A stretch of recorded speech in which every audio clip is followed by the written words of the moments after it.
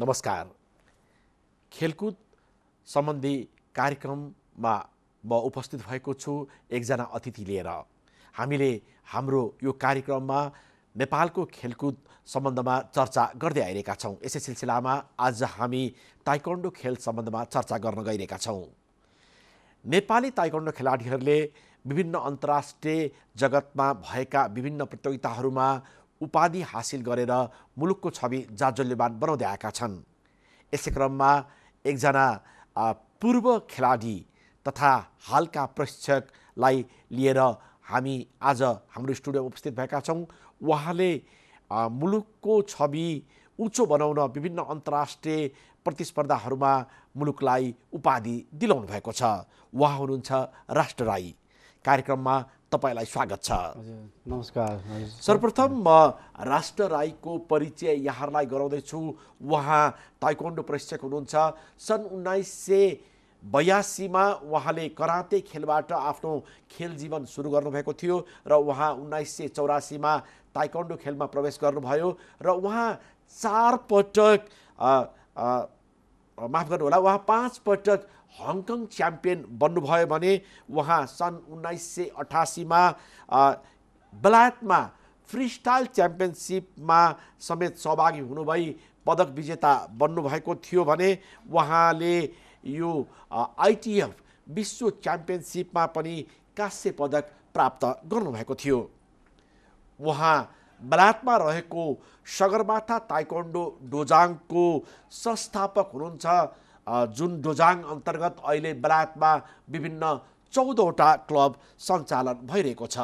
उहाँ अहिले बेलायतमा ब्रिटिस आर्मीको फिजिकल फिटनेस प्रशिक्षकका रूपमा पनि कार्यरत रहनुभएको छ। एउटा अन्तर्राष्ट्रिय संस्था छ जसले नेपालको ताइक्वान्डोको विकासका लागि महत्त्वपूर्ण योगदान पुर्याउँदै आएको छ। उक्त संस्था हो युनिभर्सल युनाइटेड ताइक्वान्डो फेडरेसन।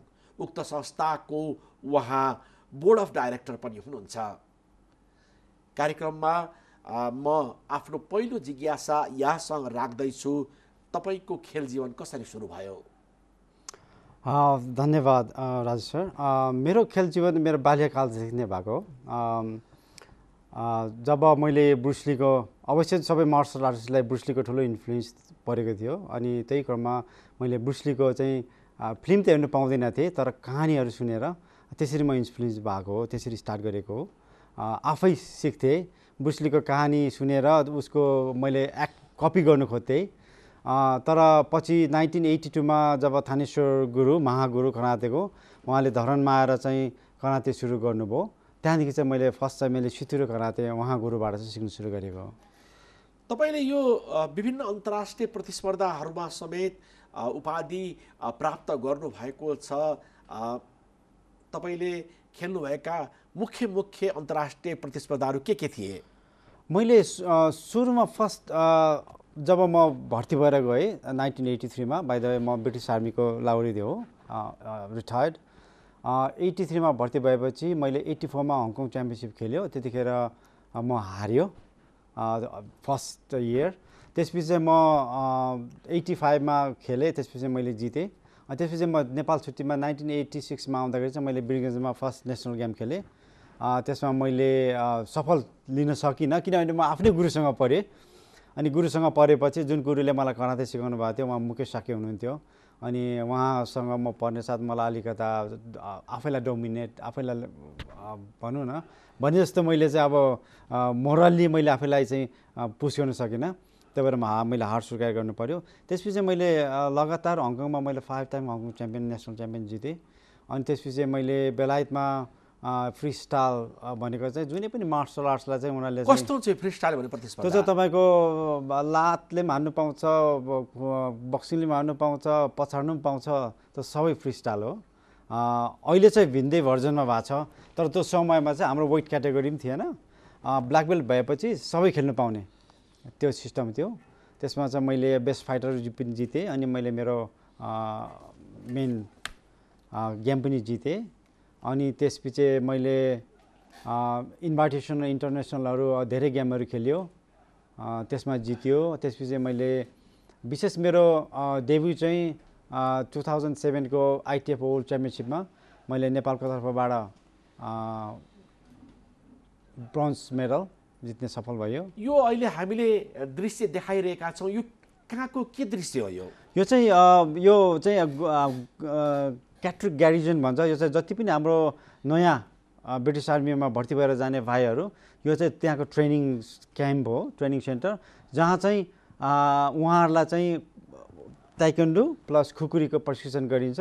अनि यो सबै चाहिँ मैले 1996 देखि चाहिँ स्टार्ट गरेको। यो चाहिँ उनीहरूले बेसिक 9 महिनाको ट्रेनिङमा म्यान्डेटरी ताइक्वान्डो सिक्नै पर्ने, प्लस खुकुरी, अहिले खुकुरी पनि आउँछ होला, खुकुरी सिक्नै पर्छ।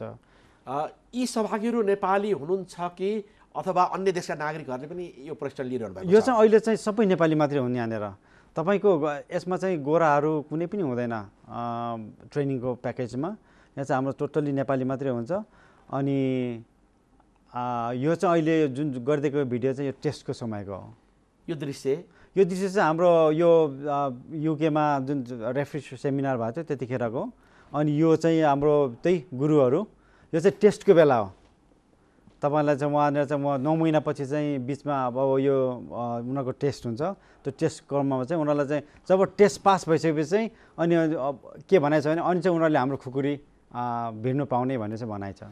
भनेपछि खुकुरी चलाउने अभ्यास सम्बन्धमा पनि यहाँले ब्रिटिस सेनामा प्रशिक्षण दिनुहुन्छ? हजुर, मैले 96 मा एउटा बुक निकालेको छु खुकुरी फाइटिङको। अनि त्यही बेसिसमा चाहिँ उहाँ सिकाउँछ। मैले चाहिँ के गर्छु भने ट्रेन द ट्रेनर भन्ने प्याकेज हुन्छ। त्यसमा चाहिँ मैले गएर त्यहाँको सबै गुरुहरूलाई सिकाउँछु। अनि गुरुहरूले फेरि नयाँ भाइहरूलाई सिकाउनुहुन्छ। के खुकुरीको के अभ्यास गराउनुहुन्छ यहाँहरूले? यो चाहिँ खुकुरीको चाहिँ कस्तो भने हाम्रो बेसिक, किनभने हाम्रो खुकुरीसँग हाम्रो धेरै कहानी मिसिएको छ। अब विशेष गरी त हामीले खुकुरीको प्रहारले चाहिँ दुश्मनहरूलाई चाहिँ हराएर हामीले धेरै वारहरू लडाइँहरू जितेको छ। तर फन्डामेन्टली हाम्रो कुनै पनि सिस्टम छैन। कुनै विदेशीले खुकुरी सिक्छु भन्यो भने हामीसँग कुनै उनी छैन, रिफरेन्स नै छैन, कुनै फन्डामेन्टली हाम्रो कुनै प्याकेज नभएकोले गर्दाखेरि। अनि मैले चाहिँ 96 मा चाहिँ एउटा बुक निकालेको छु। अनि जुन बुकमा चाहिँ हाम्रो बेसिक खुकुरी के हो, खुकुरी कसरी युज गर्ने, खुकुरी कसरी काट्ने, कसरी त्यसलाई चाहिँ फेरी गर्ने भन्ने चाहिँ मैले एउटा निकालेको छु। अनि त्यही मार्फत चाहिँ त्यो सिक्छ। यहाँले यसरी अन्तर्राष्ट्रिय जगतमा गएर खेल्ने अवसर पाउनुभयो, उपाधि उचाल्ने अवसर पाउनुभयो, नेपालमा जन्मनु भएर यति महत्त्वपूर्ण अवसर पाउनुभयो। स्वदेशको लागि तपाईँले के गर्नुभयो? स्वदेशको लागि मैले अब गरिरहेको छु। मैले पहिल्यैदेखि विशेष गरी म एउटा समाजसेवा पनि गर्छु। म च्यारिटीहरू गर्छु धेरै जसो। जस्तो मैले मुस्कान एउटा स्कुलमा मैले त्यहाँको अफगान स्कुलहरूलाई स्पोन्सर गर्दैछु ताइक्वान्डो सिक्नुको लागि। गुरुहरू मैले पर्मानेन्टली त्यहाँ राखेर पे दिएर राखिरहेको छु। भने मैले धेरै च्यारिटीहरू गरिदिन्छु स्वदेशको लागि। भने अहिले मैले आएर तत्काल चाहिँ के गरेको छु भने सगरमाथा मल्टी मार्सल आर्ट्स भनेर मैले राष्ट्रिय खेल परिषदमा पनि दर्ता गरेको छु। के सम्बन्धी संस्था हो त्यो? त्यो चाहिँ मार्सल आर्ट्स। तपाईँको जुनै पनि मार्सल आर्ट्स चाहिँ हामीले कुनै किसिमको हामीले सबैलाई एक ठाउँमा ल्याउनु त खोजेको होइन, तर हाम्रो आफ्नै रुल छ त्यसभित्र एउटा प्रोफेसनली जानुको लागि। अनि त्यो चाहिँ हाम्रो 1 वर्ष भयो, 1.5 वर्ष भयो रजिस्टर भएको। हाम्रो केशव सचिवज्यूकै पालामा हामीले रजिस्टर गरिरहेका छौँ। भने अहिले मैले दमकको पूर्व क्षेत्रमा ठुलो कभर हल बनाउँदैछु। तपाईँको प्रयासमा झापाको दमकमा कभर हल निर्माण भइरहेको छ। के उद्देश्यको लागि यहाँहरूले अहिले दमकमा कभर हल बनाइरहनु भएको छ? त्यो चाहिँ के भइदियो भने अब हिजोस्ति विशेष गरी त हिजोस्ति पूर्वमा नेसनल गेम भयो। त्यसो नेसनल गेम भन्दाखेरि हाम्रो कुनै हलको अवस्था भएन। त्यसले गर्दाखेरि पनि मलाई चाहिँ अब त्यहाँको पब्लिकले बनाइदिनुहोस् नभने तापनि उहाँहरूको भावना बुझेर अनि म पनि त्यही फिल्डको भएर मेरो पनि पहिल्यैदेखि एउटा इच्छा थियो यो ठाउँमा मेरो देशमा म केही गर्छु भन्ने मेरो एउटा चाहना थियो। त्यो भएर मैले चाहिँ अनि सबै त्यहाँ जुडो, कराते, बक्सिङ, उसु जति पनि मार्सल आर्ट्स खेलाडी, इन्डोर ब्याडमिन्टन, अब सबै कुरोलाई चाहिँ मध्यनजर राखेर पेटीमा सबै अट्ने तरिकाले चाहिँ सबैले ट्रेनिङ गर्न पाउने, सबैलाई फेसिलिटेट हुने चाहिँ मैले बनाउँदैछु अहिले। साधन स्रोत कसरी जुटाइरहनु भएको छ र अहिले यो कभर हलको निर्माणको अवस्था के छ? साधारण स्रोत त सबै आफ्नै लगानी हो, एउटा आफ्नो प्यासन भएकोले गर्दाखेरि। त्यही पनि तपाईँको आफ्नो व्यक्तिगत लगानी? हजुर। कति खर्च गर्नुभयो? विशेष गरी त्यो जग्गाको लागि चाहिँ जुन अहिले मल्टी मार्सल आर्ट्स हाम्रो प्रेसिडेन्ट दीपक धिमालजी हुनुहुन्छ, त्यो उहाँको त्यहाँ जग्गा, त्यो जग्गा भएकोले गर्दाखेरि पनि हामीलाई सजिलो हो। जग्गाको दाम चाहिँ हाम्रो pretty much 90 लाख हो। अनि त्यसपछि बाँकी कन्स्ट्रक्सन अहिले 35 लाख चाहिँ अब हाम्रो भइसक्यो, खर्च भइसक्यो। त्यसमा चाहिँ हाम्रो तल डिपिसी सकेर फाउन्डेसन सकेर पिलर उठिसकेको छ। त्यसमा क्वार्टर जस्तो चाहिँ अब ब्लक पनि भइसकेको छ। तर अब यसो अझै 50-60 लाख चाहिँ अब लाग्ला जस्तो चाहिँ अब अनुमान गरिएको छ। तर हेर्दै जाउँ कतिसम्म लाग्छ। यो ताइक्वान्डो खेलमा विगतमा नेपालले निकै राम्रो प्रदर्शन गरेको थियो र दक्षिण एसियामा नेपाली खेलाडीहरूको आधिपत्य रहेको थियो र एसियाली खेलकुदमा पनि नेपाललाई कयौँ पटक ताइक्वान्डो खेलले पदक भित्राएको छ। यो खेलको सम्भावना अन्तर्राष्ट्रिय प्रतियोगिताहरूमा कतिको भएको तपाईँले पाउनुभएको छ? हेर्नुहोस्, सर्वप्रथम त जुन यो ताइक्वान्डो मार्सल ताइक्वान्डो यो खेल भनेको एउटा इन्डिभिजुअल अफर्ट हो। त्यसपछि कोचको, त्यसपछि म्यानेजरको, त्यसपछि अवश्य देशको। तीमाथि हामी नेपालीहरू जुन तरिकाले हामी बिल्डअप भएको हुन्छ, हामी टोटली मार्सल आर्ट्सको लागि चाहिँ एकदम सुइटेबल हुन्छ। तीमाथि हाम्रो चाहनाहरू, हाम्रो भनौँ न एक किसिमको हुन्छ नि, हाम्रो इन्ट्रेस्ट, आकाङ्क्षा, चाहना, डिटर्मिनेसन सायद नेपालीको जतिको अरू कसैको हुँदैन। हामीलाई यति हो, हामीलाई के ल्याक भएको छ भने हाम्रोमा एउटा मोरल सपोर्ट छैन, एउटा फ्युचर कुनै एउटा सर्टेन नै छैन। यहाँ चाहिँ तानासाही छ। मैले भन्नु कतिको गल्ती हो अथवा शुद्ध हो, पोलिटिकली राइट र रङ, यहाँ एकदम तानासाही छ। त्यो किनभने हामीले पनि भोगेकै हो। यहाँ त अझै भोग्ने खेलाडीहरू कति छ यहाँनिर गर्दाखेरि हाम्रो नेपालमा ताइक्वान्डोमा, अरू खेलमा त मलाई त्यति थाहा छैन, तर ताइक्वान्डो खेलमा म्यानेजमेन्टमा हाम्रो चेन्ज हुनैपर्छ। लाइक फुटबलमा हेरिदिनुहोस्, फुटबलमा जब म्यानेजमेन्ट चेन्ज हुने साथ अब नेपालले साउथ इस्ट एसियामा थर्काइहाल्यो। अनि सेम वे नेपालमा चेन्ज हुनैपर्छ। कसरी चेन्ज हुन्छ त हामी देख्न सक्दैनौँ, तर नेपालमा चेन्ज हुनुपर्छ। यो खेल हिजोको दिनमा व्यक्तिगत सुरक्षाका लागि खेल्ने गरिन्थ्यो भने आजको दिनमा कतिको रोजगारमूलक बनेको छ? मैले भन्न खोजेको ताइक्वान्डो सिकेका अथवा मार्सल आर्ट सिकेका खेलाडीहरूलाई यो खेल कतिको रोजगार दिने खेलको रूपमा परिणत भएको यहाँले पाउनुभएको छ?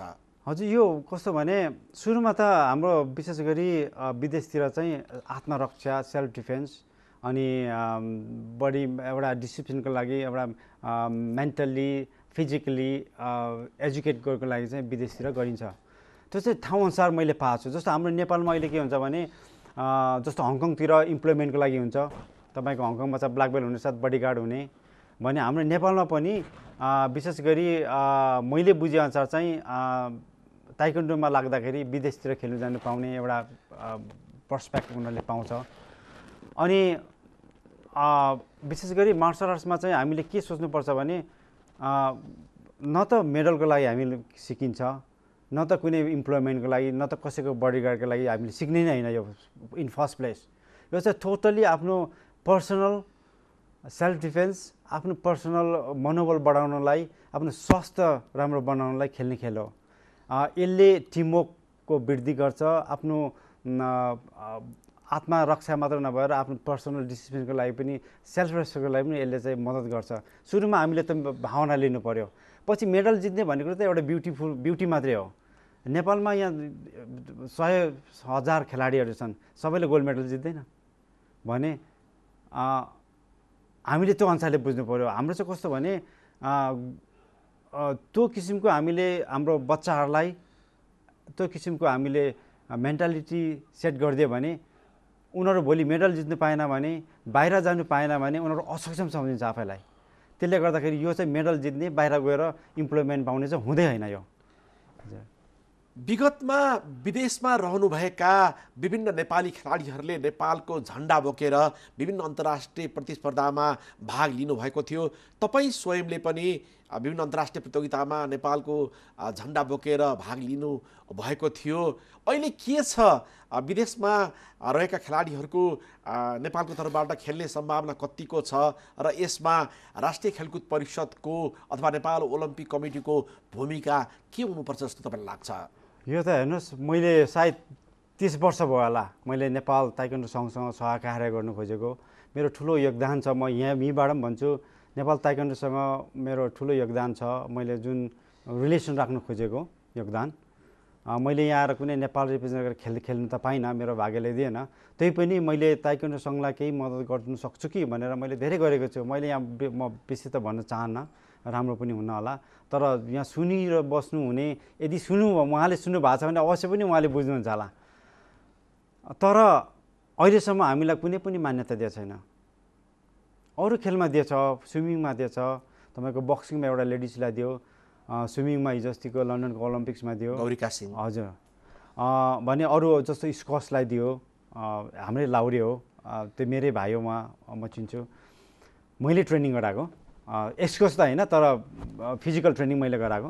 भने हाम्रो ताइक्वान्डोलाई यति चान्सेस हुन्छ। अहिले मेरोमा भने नि, मेरोमा 14वटा स्कुल छ, त्यसमा झन्डै 400 जना जस्तो हाम्रो त्यहाँ प्रशिक्षण गर्छन्। भने अहिले हाम्रो 5वटा ब्रिटिस नेसनल छ, हाम्रो नेपाली बच्चाहरू। ब्रिटिस च्याम्पियन भनेको तपाईँको अहिले युरोपको सबभन्दा राम्रो देश नै युके हो ताइक्वान्डोमा। भने त्यसले यो वर्ल्डमा पनि अब आउने ओलम्पिक्समा त्यसले ठुलो धक्का दिन्छ। भने त्यो देशको हाम्रो 5वटा नेसनल च्याम्पियन छ हाम्रो बच्चाहरू। तर त्यो बच्चाहरूलाई यहाँ हाम्रो देशमा चाहिँ कुनै पनि अब रिकग्नाइजेसन गर्दैन। भने हाम्रो सरकारले चाहिँ कस्तो भने ताइक्वान्डोसँग त उनीहरू त एकदम हम्बल हुनुपर्छ, खुसी हुनुपर्छ कि एकैचोटि त्यत्रो खेलाडी हाम्रो देशको लागि रिप्रेजेन्टेटिभले पाउँछ। देशले पैसा सेभ गर्यो, टाइम सेभ गर्यो, सब कुरो सेभ हुन्छ नि। इन्ड अफ द डे हामी नेपाली हो, हामी विदेशमा बसे पनि हामी नेपाली हो, हामी नेपालको लागि गर्नु खोज्छौँ, तर त्यो पाइएको छैन। त्यही भएर हाम्रो UNTF को त्यसको एक्जिस्ट हुनुको कारण नै मेन त्यही हो, युनिभर्सल इन्टर ताइक्वान्डो फेडरेसन, ताकि हामीले नेपालको लागि केही गर्न सकौँ भने। त्यही पनि हामीले हाम्रो सहज तरिकाले चलाउनै पाएको छैन हामीले।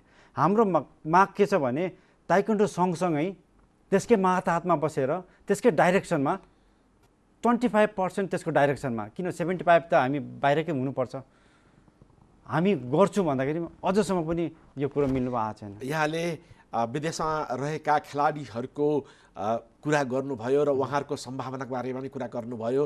तपाईँले आफ्ना छोराछोरीलाई पनि खेलाडी बनाउनु भएको छ, के छ? हजुर, मेरो छोरा पहिला ताइक्वान्डो गरेको, मेरो छोरा पनि नेसनल च्याम्पियन भइसक्यो, युएसएमा गएर जित्यो। अनि तर उसले अहिले इभेन्चुअली बक्सिङतिर उसले गर्दैछ, बक्सिङतिर गएको छ। उसले खासमा बक्सिङ जानु कारण चाहिँ अब ताइक्वान्डोमा ओलम्पिक्समा 4वटा मात्र क्याटेगोरी हुन्छ, वेट क्याटेगोरी। त्यसले गर्दा उसले अलिकति असम्भव भयो। त्यसले गर्दा उसले चाहिँ बक्सिङतिर गयो, तर बक्सिङमा उसले एकदम राम्रो गरेछ। उसले जम्मा 6वटा फाइट खेलिसक्यो, एउटा चाहिँ उसले स्प्लिट डिसिजनमा हार्यो। हजुर, तर उसले युरोपमा गएर, आयरल्यान्डमा गएर, युरोपियन च्याम्पियनसिपमा चाहिँ गएर चाहिँ उसले अहिले सेकेन्ड भएको छ। गर्दाखेरि अब उसले चाहिँ अब यो सेप्टेम्बरदेखि युनिभर्सिटी स्पोर्ट्स साइन्समा उसले डिग्रीको लागि जोइन गरिरहेछ। तर उसले त्यहीँ गएर बक्सिङ नै गर्दैछ। त्यही भएर मैले हिजो मात्रै हाम्रो बक्सिङको अध्यक्ष राम सरसँग कुरा गरिसकेको छु, नेपाल बक्सिङ सङ्घका अध्यक्षज्यूसँग। मैले भने तपाईँहरूको के छ त प्रावधान, हाम्रो विदेशमा बसेको नेपाली खेलाडीहरूको लागि के छ त?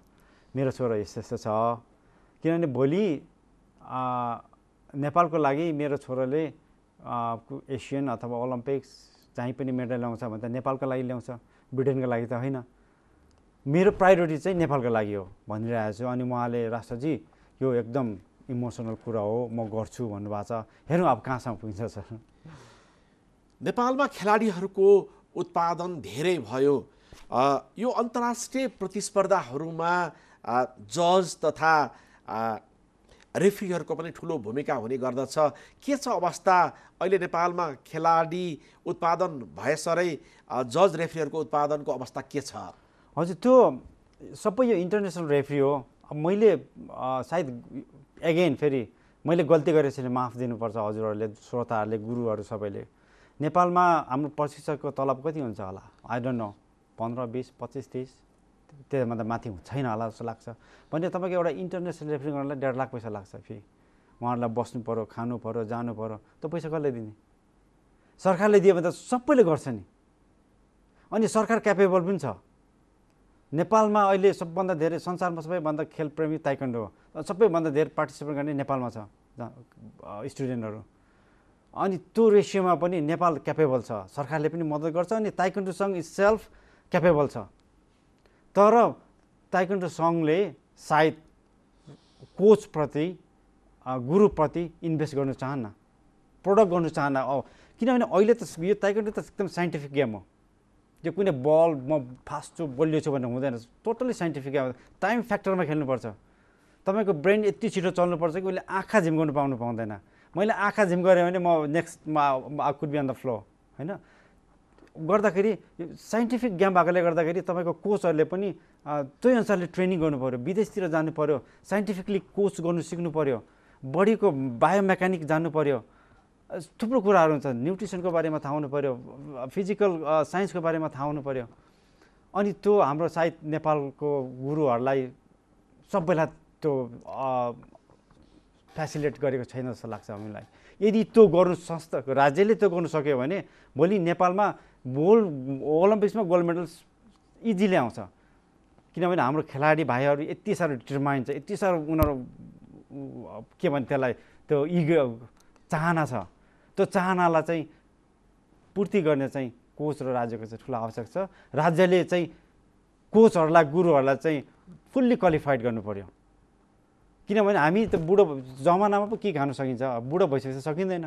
अनि हामीले कोच गर्ने भनेको हाम्रो मेन्टल्ली हो, हाम्रो एजुकेट गर्ने चाहिँ हाम्रो अनुभवहरू। त्यसलाई गएर हान भर्ने त भएन नि। गर्दाखेरि साइन्टिफिक गेम हो यो, अहिले साइन्स गेम हो, गर्दा साइन्टिफिकली नै हामीले कोच गर्नु सक्नुपर्छ। अनि यो चाहिँ टोटली एजुकेसन हो, फिजिकल साइन्स हो, स्पोर्ट्स साइन्स हो। नेपाली खेलाडीहरूलाई व्यक्तिगत रूपमा तपाईँले कसरी सहयोग पुर्याइरहनु भएको छ? मैले खेलाडीहरूलाई अब म नाम लिन्न, मैले धेरैलाई पहिल्यैदेखि इन्टरनेसनल रेफ्री कोर्स गर्नुमा हामीले स्पोन्सर गरिदिएको छु। कतिलाई अब आपत विपद परेलाई आर्थिक सहयोगहरू पनि गरिएको छ भने कतिलाई अब विदेशतिर आउँदाखेरि अब स्पोन्सर गरिएको छ। तर त्यस्तै अब उहाँहरू अहिले राम्रै भएको छ, युकेतिर धेरैजना आउनुभयो, भिजिटको रूपमा आउँछु भन्नुभयो, आउनुहुन्छ। अनि उहाँहरू अब त्यति पलायन हुनुहुन्छ, केही छैन, त्यो अब चलेकै त्यस्तै छ त, के गर्ने त अब होइन। गर्दाखेरि त्यो पनि एउटा मद्दतको रूपमा भएको छ। अनि अब हामी अब अहिले त झन् साह्रो अहिलेको यो टेक्नोलोजीले गर्दाखेरि हामी फेसबुकतिर, एमएसएनतिर, अब भाइबरतिर, वाट्सएपतिर हामी चाहिँ ग्रुप बनिएर चाहिँ हामीले चाहिँ अब उहाँहरूलाई के अब एकछिनमै 1 मिनटमै हामीले प्रब्लम यो चाहिँ त्यस्तो भइरहेछ हाम्रो। पर्सनलाई अब फलानालाई यति गरेँ फलानालाई यति गरेँ भन्नु अब अलिक मिल्दैन। अनि मैले भने अब म मेरो बिसाइड मैले आर्ट्सहरू पनि गर्छु, चित्र पनि बनाउनु। हजुर। अनि जस्तो मैले पेन्टिङहरू गर्छु, मैले आफै सिकेको, कुनै मैले कलेज गएको होइन। अनि मैले मेरो एउटा पेन्टिङ मैले 20,000 पाउन्डमा पनि मैले सेल गरेँ, त्यो मैले टोटली च्यारिटीमा दिएँ। भने मेरो साधारण पेन्टिङहरू 1,500 पाउन्ड, मिनिमम भनेको 250 पाउन्डमा चाहिँ गइरहेछन्। तर त्यो म पैसा सबै च्यारिटीमा दिन्छु, मैले खाँदिनँ। कुनै जस्तो हिजो अस्ति अब दमकमा एकजना सुत्केरी बिचरा भोजपुरको रहेछ, उसलाई आपत विपद परेको बेलामा मैले मेरो पेन्टिङ सेल गरिदिएँ, राखिदिएको थिएँ फेसबुकमा। अस्ट्रेलियाकोले किन्यो एकजनाले, 50,000मा किन्यो। अनि त्यो पैसा अस्ट्रेलियादेखि नै त्यो दमकमा सुत्केरीलाई दियो। त्यसरी हुन्छ मेरो चाहिँ। आगामी दिनमा नेपाली खेलकुद जगतको विकासको लागि तपाईँले कसरी आफ्नो योजनाहरू अगाडि बढाउने लक्ष्य राख्नु भएको छ? हामी स्टिल अब नेपाल ताइक्वान्डो सँगसँग सहकार्य गर्ने कोसिस गरि नै रहेका छौँ। जस्तो अब हाम्रो आइएफटिसी हामीले अब जनवरीमा इटेरीमा गर्दैछौँ, अन्तर्राष्ट्रिय प्रतियोगिता, अन्तर्राष्ट्रिय हजुर international open friendship taekwondo championship हो। यसको पाइनर चाहिँ हाम्रो युएसएमा बस्नु भने ग्रान्ड मास्टर दिवाकर दाहानजीको, उहाँ अब टुर्नामेन्ट डाइरेक्टर पनि हुनुहुन्छ। यो चाहिँ 12औं चोटिको हो। 10औं त मैले 10औं मैले लन्डनमा गरेको थिएँ। अनि हामीले यो प्याकेज यो आइएसटी हामीले खासमा नेपालमा ल्याउनुको कारण चाहिँ विदेशबाट मान्छे लिएर कुटाकुट गराउनुलाई होइन, यो चाहिँ हाम्रो नेपाली कल्चर एक्सचेन्ज गर्ने एउटा प्लेटफर्म भयो। विदेशदेखि मान्छेहरू आउँछन् अनि हाम्रो देश हेर्छन्। एउटा भनाइ छ नि, काठमाडौँको पनि दर्शन सिद्राको पनि व्यापार भन्ने भनाइ जस्तै। कति देशका टोलीले भाग लिँदैछन्? हाम्रो इस्टिमेट चाहिँ हाम्रो झन् 25वटा छ। तर त्यसमा चाहिँ कस्तो हुन्छ भने अब कति आउनु नआउनु सक्छन्। अनि यहाँले पनि टोली ल्याउँदै हुन्छ? हजुर, म त युकेदेखि ल्याइहाल्छु। त्यो त अब नेपाल जस्तो ठाउँमा मैले नल्याएर त पाप लाग्छ। हाम्रो कार्यक्रममा आएर आफ्नो खेल जीवनका विविध पक्षबारे जानकारी दिनुभएकोमा तपाईँलाई धन्यवाद छ। हजुर, मैले पनि हजुरलाई यो मेरो पर्सनल कुरा एक्सप्रेस गर्नु दिनु मौका पाउनु भएमा नेपाल टेलिभिजन स्पेसली तपाईँलाई धन्यवाद दिन चाहन्छु। अर्जुन दास उमेन, आज हामीले हाम्रो स्टुडियोमा अतिथिका रूपमा ताइक्वान्डो प्रशिक्षक राष्ट्र राईलाई आमन्त्रण गरेका थियौँ र उहाँ विगत लामो समयदेखि ताइक्वान्डो प्रशिक्षकका रूपमा कार्यरत हुनुहुन्छ र उहाँ अहिले ब्रिटिस आर्मीमा फिजिकल फिटनेस प्रशिक्षकका रूपमा कार्यरत हुनुहुन्छ भने उहाँ अन्तर्गत अहिले बेलायतमा 14वटा क्लबहरू सञ्चालन भइरहेका छन्। आगामी दिनमा नेपालको ताइक्वान्डोको विकासका लागि आफू लागिरहने प्रतिबद्धता उहाँले व्यक्त गर्नुभएको छ र उहाँको पहलमा अहिले झापाको दमकमा खेलकुद प्रशिक्षण केन्द्रको निर्माण भइरहेको छ र त्यसका लागि उहाँले व्यक्तिगत रूपमा सहयोग गर्नुभएको छ। यसका साथसाथै आजको कार्यक्रम समाप्त गर्ने अनुमति चाहन्छु। अर्को हप्ता खेलकुद क्षेत्रसँग सम्बन्धित अर्को व्यक्तिलाई लिएर म उपस्थित हुनेछु। त्यतिन्जेल मलाई पनि आज्ञा दिनुहोस्। नमस्कार।